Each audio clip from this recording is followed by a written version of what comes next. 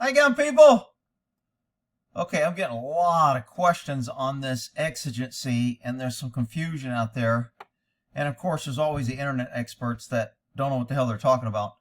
But I'm going to do a series on exigency. So if you want to understand exigency, when I finish this, you're going to have a much better understanding. This is a result of Tim Poll, where they entered his house, and was it exigency, and did they have a right, and did they make it clear, and will they win in court, and what will help them or hurt them. So each of these cases here, which I will put in the description of the video when I do them, I'm going to go over and do a 15-20 minute video on each of these cases explaining exigency. If you watch the series, you will have a better understanding of exigency than 95% of cops out there. Basic cops and academy get, look, exigency is an emergency. If you can justify that you don't have time to get a warrant, then you can use exigency. And if you're wrong, you got limited immunity. And if you're wrong, worst case scenario, you lose what you get. And even if you're wrong and you lose it, if it's contraband or if somebody goes to jail anyway, they don't let them go and they don't destroy the evidence. So crooks don't get their evidence, people get arrested, and you got nothing to lose. Basically, you got what cops get on exigency in the academy. I probably gave you more. I don't even know if they cover it that well.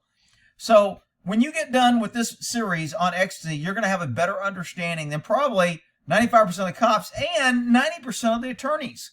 Because like I say, attorneys don't understand exigency unless they deal with it. Prosecutors that are doing drugs, guns, where they're dealing with cops and task forces and cops out here who are making some really arrests and they're chasing people and they're in a hot pursuit and they're using exigency, those DAs understand it. Most DAs don't really have a good concept of it.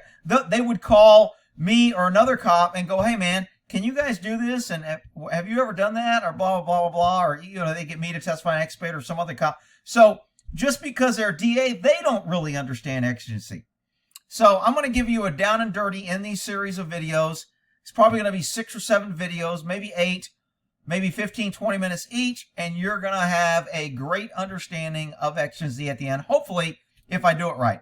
So just real quick, basic exigency is emergency aid.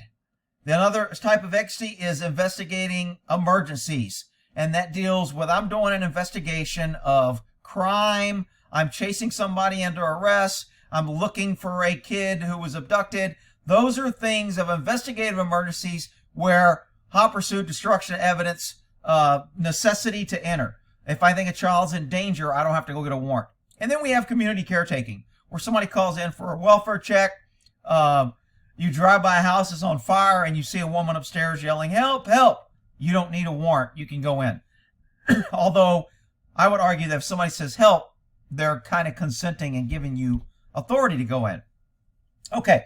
And then although there are certain requirements to enter and render emergency aid or otherwise protect persons or property, it is obviously justified that a warrantless entry will be permitted under the following circumstances. Need outweighs intrusiveness. That's a big term that the court uses a lot when they're reviewing exigency. Did the need outweigh the intrusiveness? In Tim Poll's case, I don't think it did. They didn't think somebody was hurt. They thought it was a swatting. They had people running around telling them there was nothing wrong. Nobody was acting dangerous, and they had an anonymous party. The need did not outweigh forcing entry into a house and violating their privacy and roaming around like stormtroopers in a house against a homeowner's will. In my mind, the need did not outweigh the intrusiveness. The need for the entry must have outweighed its intrusiveness. Motivation. This is where it's very hard to prove, because the Supreme Court's already ruled it doesn't matter what's in the mind of the cop. As long as there's a crime he can do. I don't care if I stop you because I don't like black people, or I don't like Christians, or I don't like Jews, or I don't like Asian people. Court said they don't care. As long as I have a crime, if you run a stop sign and I stop you, it doesn't matter if I stopped you because I didn't like you, I didn't like what you were wearing, I didn't like your political affiliation, I didn't like your color, I didn't like your religion. Doesn't matter. As long as you ran a stop sign, I can stop you. Well, the motivation for exigency, they say, if the degree of proof that an emergency existed is less than probable cause, the officer's primary motivation for entry must have been to prevent or minimize the harm, not to obtain evidence. Big key there is, I can't use exigency to go look for drugs. I can't use exigency to go look for somebody that may be having sex when underage. I can't do that. Now, if I think they're having sex when I do it and they're underage, then I can go in because an underage kid is being abused to stop that abuse. But I have to be able to articulate why I went in and the degree of the emergency. I don't think in Tim Pole's case they can do that. Actions reasonably necessary. The officers asking must have been reasonably necessary. All right, that's always up to interpretation, just like motivation is up for interpretation, just like what the intrusiveness was and did or did it not outweigh. All things in court are up to interpretation. That's why one judge will rule one way, then he will get overturned, and then another court will overturn that, and then the Supreme Court may overturn that. So that's why when these people come out here and go, man, on the law says this, and you can't do that. You don't know what the hell you're talking about. But anyway, I digress. This will be the series. I'll make this number 1 after Tim Pole's little fiasco where they entered his house unlawfully, in my opinion.